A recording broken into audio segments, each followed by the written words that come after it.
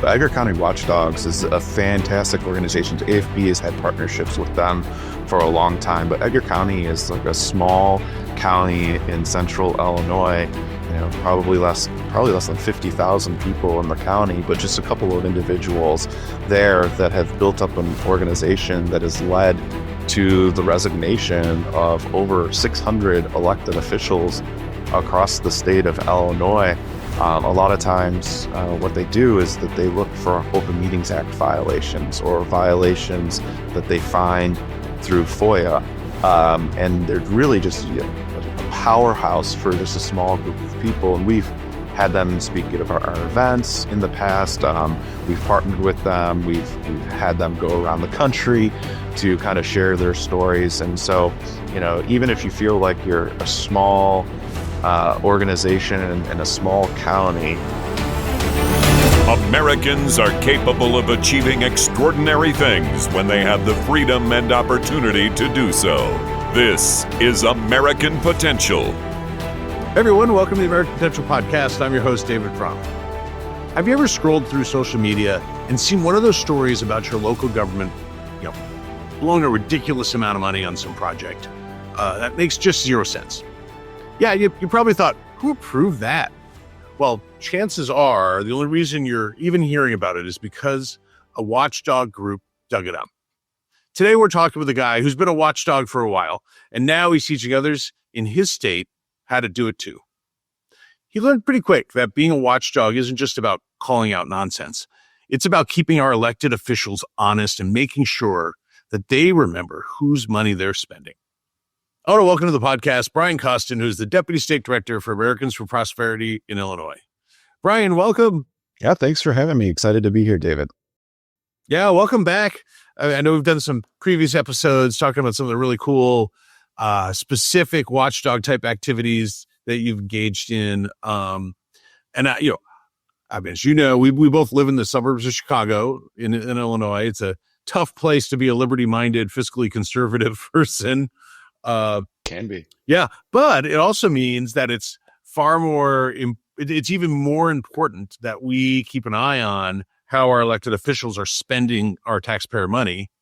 We've been friends for a while, and I know that you're doing a great job helping other people, but especially, really yourself digging in and holding elected officials accountable. So I appreciate that because, you're watching my tax dollars too. So how'd you develop a passion for this and then start down this road of being a watchdog for government? Yeah, I think the first thing that I remember as I was kind of like thinking back in preparation for this podcast, the first thing that I actually remember was about 14 years old. There was a carousel built in an athletic complex in Elk Grove Village, and that carousel cost $1 million. And I just remember at the time, I wasn't very politically inclined, but I thought, oh my God, that is an astronomical sum of money for a carousel inside an activity center. They had a referendum to build it in the pavilion in Elk Grove. But then later on, really one of the first things that piqued my interest is that Illinois Policy Institute was participating in Sunshine Week in Illinois. And I had a friend who worked there, Richard Lawrence, and he's like, yeah, you should participate. Take this one-page flyer to a local board meeting. It's a proposal to make government more transparent. And I was like, okay. And I remember going to the meeting in Schaumburg, Illinois, where I lived at the time, and I was nervous. I've never spoken in front of a public body before. And I gave my short little presentation, and they said, okay, thank you. We'll think about it. And then a couple weeks later, I came back to something called the Coffee with the Council, which is more of an informal discussion that you can have with a couple of people on the council. And I remember asking them, well, what do you think? Do you want to implement this? Do you want to put more taxpayer spending online? And the now mayor of Schaumburg, Tom Daly, said that he was insulted that we suggested that they're not transparent, and it's ridiculous to be doing this level of transparency. It's excessive, all of that. And I was like, wait a minute. I always thought this was going to be an easy slam dunk here, like something good to do, something positive. And I was surprised at the pushback from it. And so I kind of got into it accidentally. And from there, I started to become a watchdog in Schaumburg and got a lot deeper into it in looking at government spending. Yeah, isn't it incredible?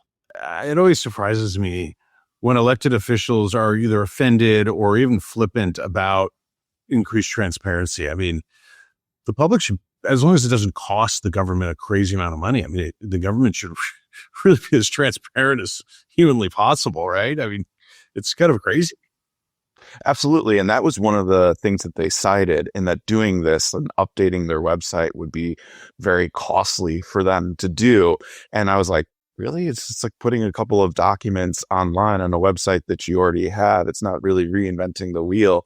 And so after they refused, I was like, you know what? This isn't good enough for me. I started my own website. I started doing FOIA requests at that time. It did cost some money to do it and then scan it and put it online. But I did that. I took that cost. So the documents that the Village of Schaumburg said that they would not put online, I started putting online myself, and it was relatively cheap. Basically, the only cost was me paying the fees that the government told me I had to pay in order to obtain the documents. And so I started putting it online, and then I started digging deeper and deeper into the spending and kind of shamed them into becoming more transparent over time. So we were successful in making, first we did it ourselves, and then ultimately the government agency started like, okay, maybe it's not so crazy. Maybe we can do this if a private citizen is. And they started doing it as well. So what were some of the craziest things that you've found either from that time or since? Yeah, so I have a little bit of a spidey sense in regards to finding wasteful government spending. And so if I see an empty trolley, in this case in Schaumburg, I'm like, how much is that costing the taxpayers? Because they have a trolley at the Woodfield Mall, which is the big mall in Schaumburg, just down the road from here. And it was always empty. Like, what are they doing? And so I found out that was costing taxpayers like $350,000 a year for this trolley to go around empty. Another one is the Schaumburg Convention Center, which is run by a private organization, but it's a taxpayer-owned building, and that costs $228 million. So that's one's really expensive. And so after getting the information, I tried to figure out like, well, how much is this really costing the taxpayers of Schaumburg every single year?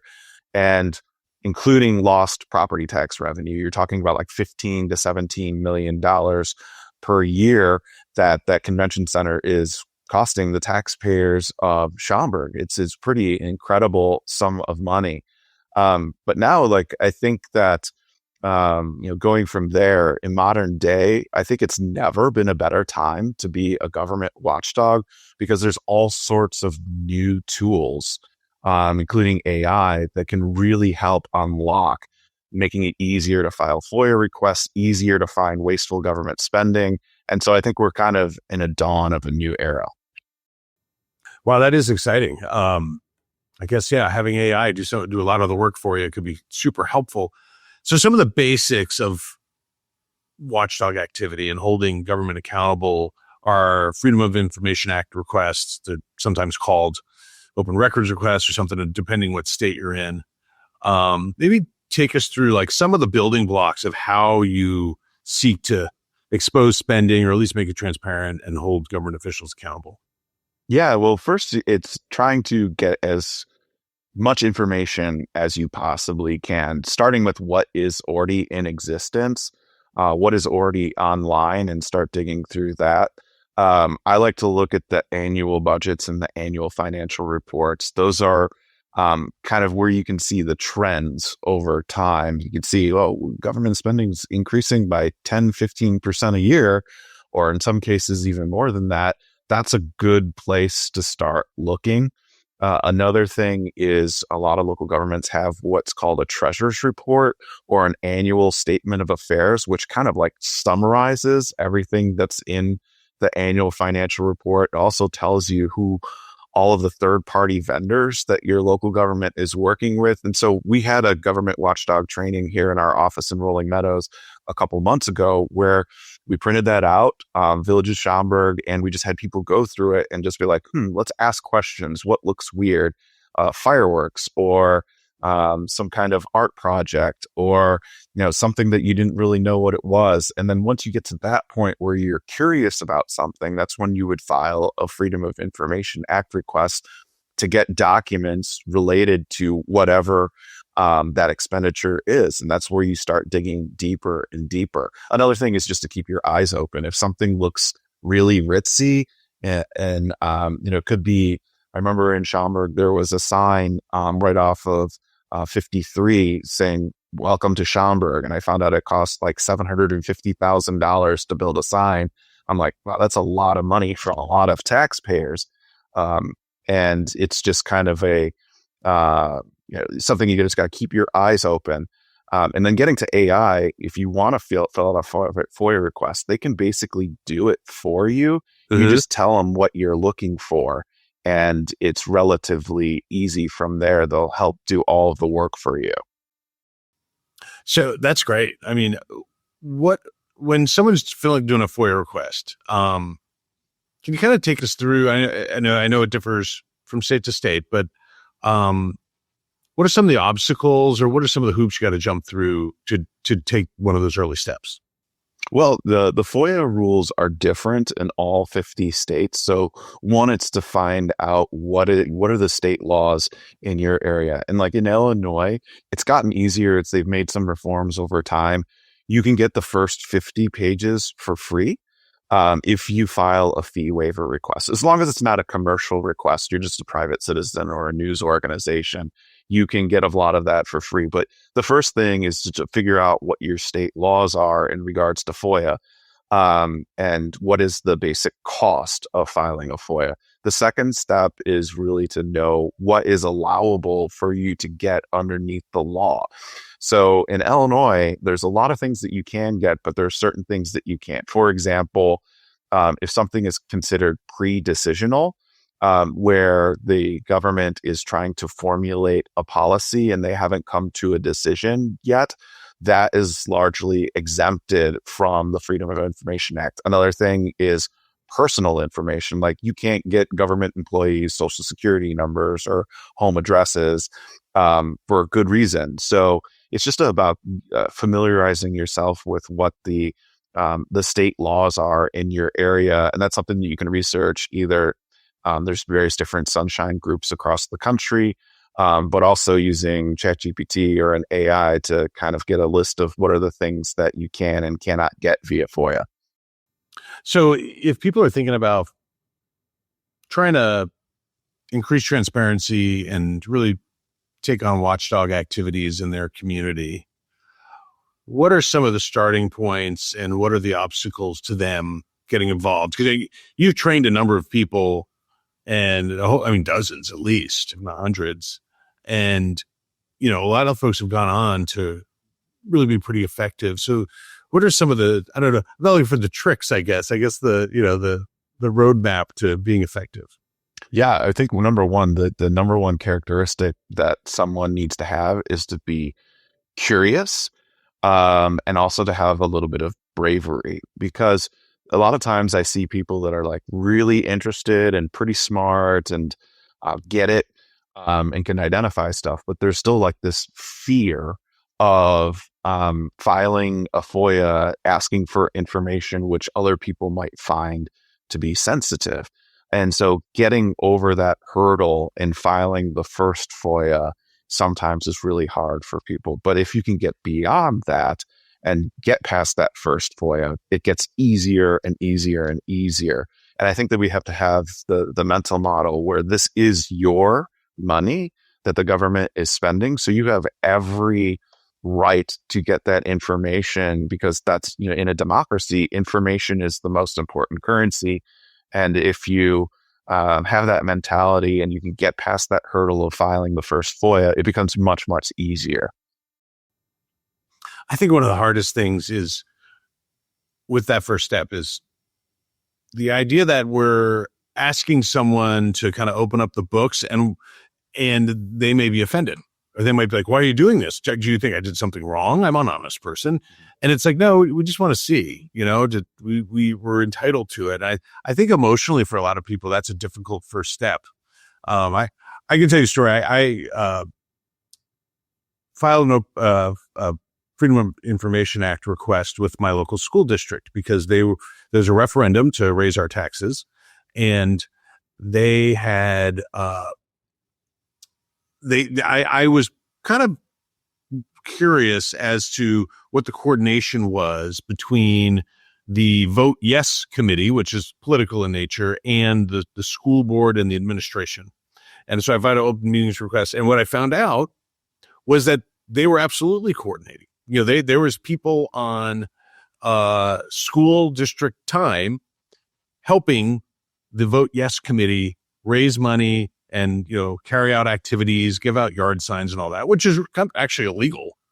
I also then found by looking at the disclosure reports and the election stuff that vendors who were already actively, had contracts with the school district were donating to the Vote Yes committee. And in fact, the school district was pointing those vendors in that direction to be solicited for these donations, also not legal. So anyway, I packaged that all up and I gave it to a reporter because I happen to, in politics, I have reporters, and the editor actually refused to run it because it was supposedly 2 weeks, like it was too soon before the election, which is a cop out. I just think that they didn't really want to get sideways with the local government because that's who they had to cover for, years and years into the future. And, but it was stunning to me, frankly, that I felt like I did a really good job packaging this all up and presented it to the press in this case, because I wanted to make a difference in the election. And, they just passed. And, now I didn't take it further to, any legal authorities or anything like that. So I think sometimes we can do the best job we want and then not get the payout that we want. But there are other ways to kind of have justice done. Right. Yeah, absolutely. And just to kind of confirm what you've seen, I've seen the exact same thing numerous times, is that the vendors that, say, a school district hires to do the public information campaign, which is a legal thing that they're allowed to do, a little bit questionable whether or not and how one-sided they are. They're not legally supposed to say vote yes or vote no, but they present the facts in a way which leads you to one determination over another, that then go and work with the campaign side of things as well. It's super common. I remember there was a whole bunch of school facility sales tax referendums going on across the state of Illinois. And back when I worked at Illinois Policy, I found that there was always the same company that was involved called Stifel Nicholas, which is a bond company out of St. Louis. And after the tax referendums pass, they would be first in line to get the money to service the bond or to bring the bond to market. And so there's all sorts of this kind of insidious types of things that happen in local government where either they're sometimes illegal or sometimes they're legal, but probably unethical. But I think that there's opportunities to kind of raise the banner for ethical government. One of the things that I definitely recommend people to do is to start your own website or start your own Facebook group where you can have an outlet for the things that you find to start a discussion. I remember this one time back, I created this organization after the transparency measure kind of got blocked. I started an organization called the Schaumburg Freedom Coalition, and we started putting up information online.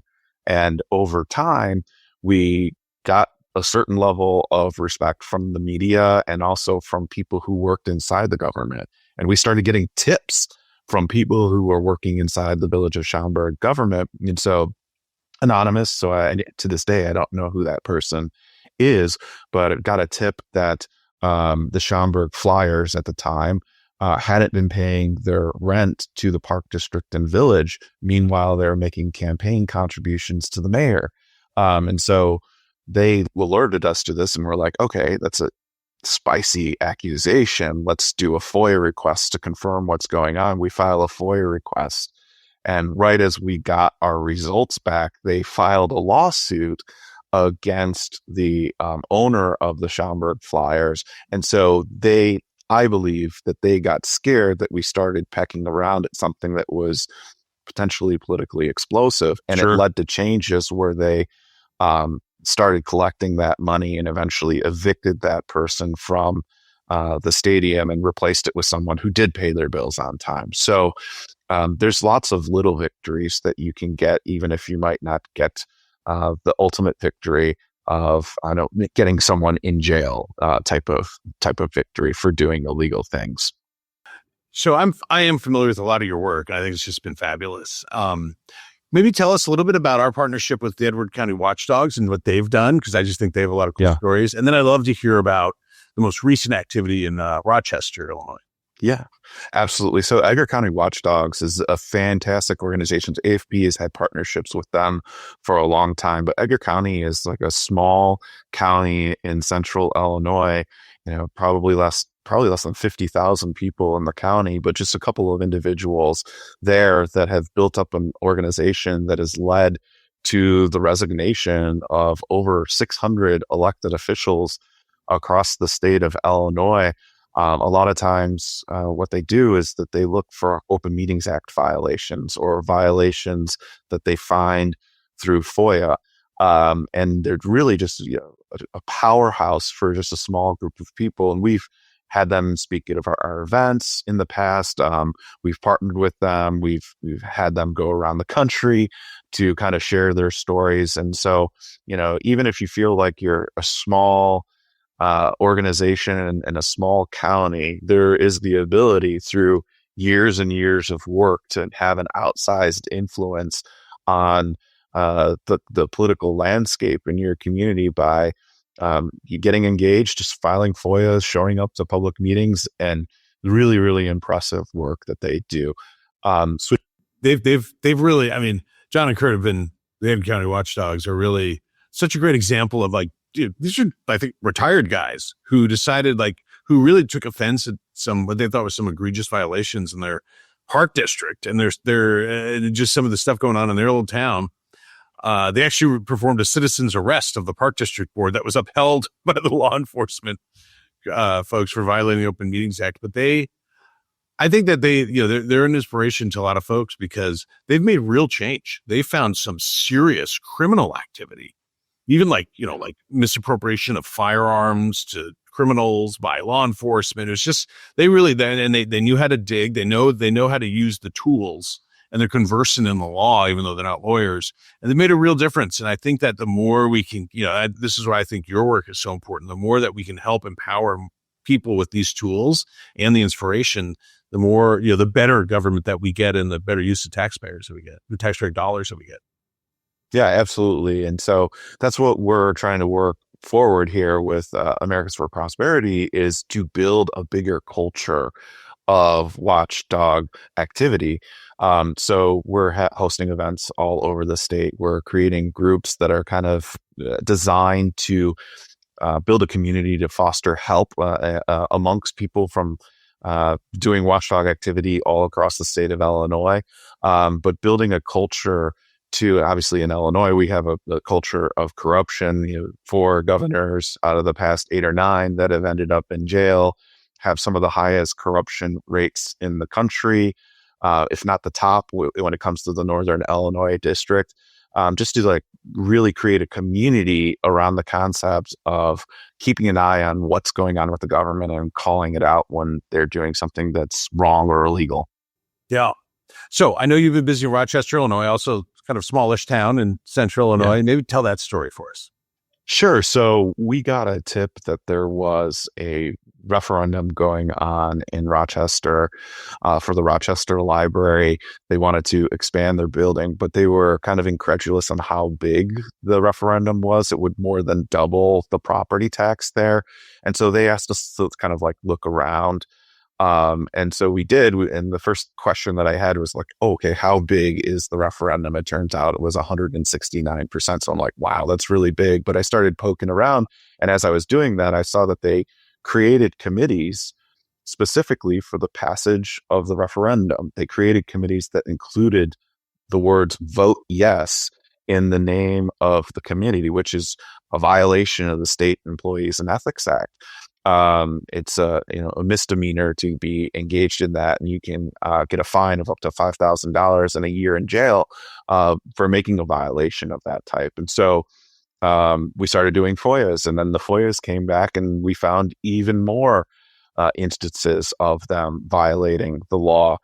Things such as the executive director talking about fundraising for the Vote Yes committee, encouraging the nonprofit that's attached to the library to make a political campaign contribution to the referendum committee to pass a tax hike into place.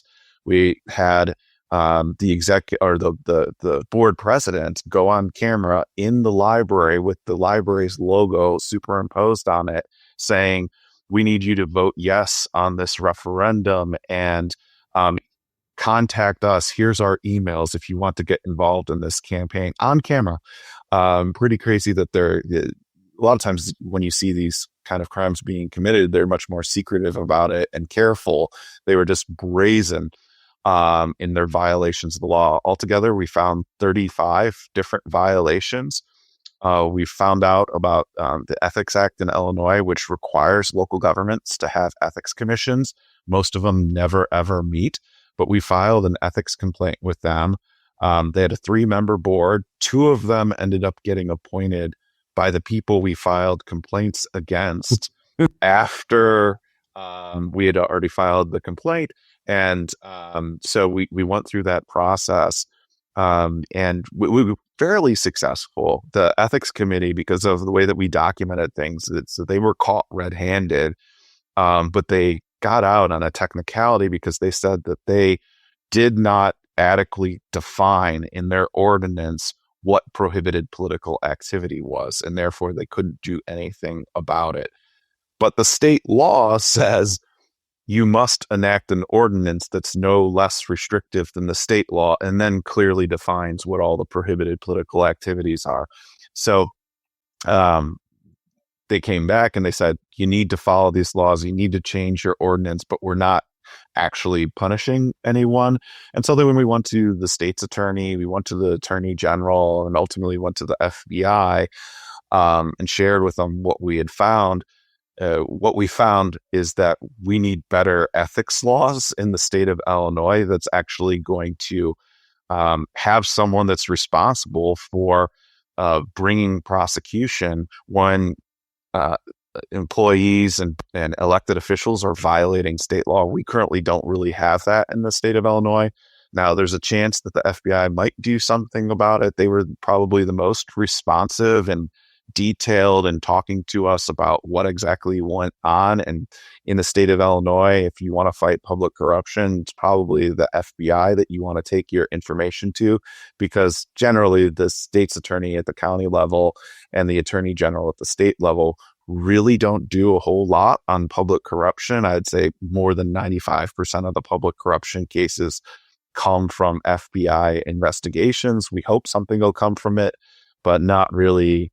Nothing has come from it yet.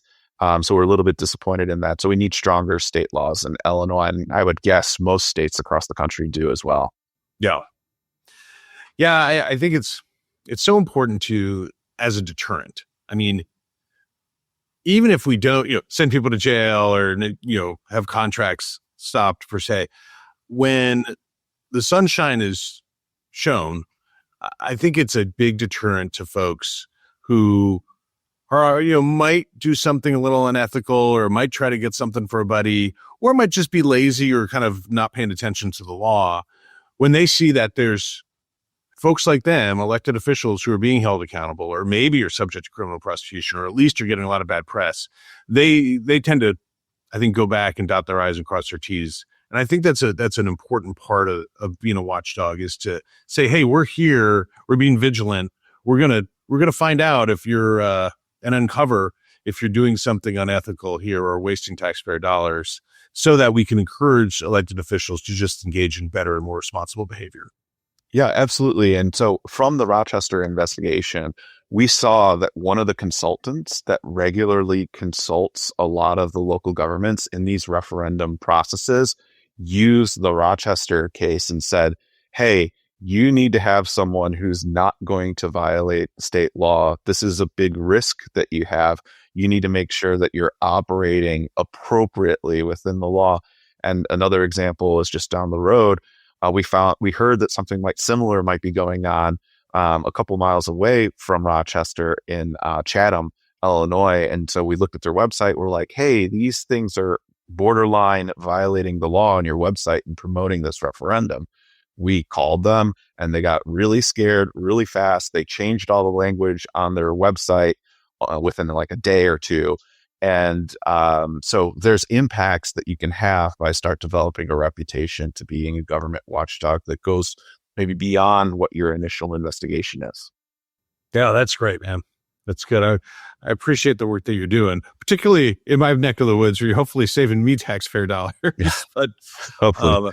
Yeah. Well, keep up the good work. I think it's a great way to help also engage folks who are liberty-minded or fiscally conservative into the process to try to just build out that base of people who want to fight for better policy and real accountability in local and state and federal government. So absolutely. Thanks for your work, Brian. Appreciate it. Thanks, Sarah. Thanks. Well, hey, folks, if you like this podcast and would like to stay connected with the podcast, be sure to like and subscribe to our channel, as well as following us on Facebook, Instagram, and YouTube. And always remember, liberty and freedom are easily taken for granted. Don't take it for granted. Go out there and defend freedom and liberty. Thanks for joining us, and we'll see you on the next episode. Thank you for listening to American Potential. You may listen to more stories from Americans working every day to expand freedom and opportunity in their communities by visiting AmericanPotential.com.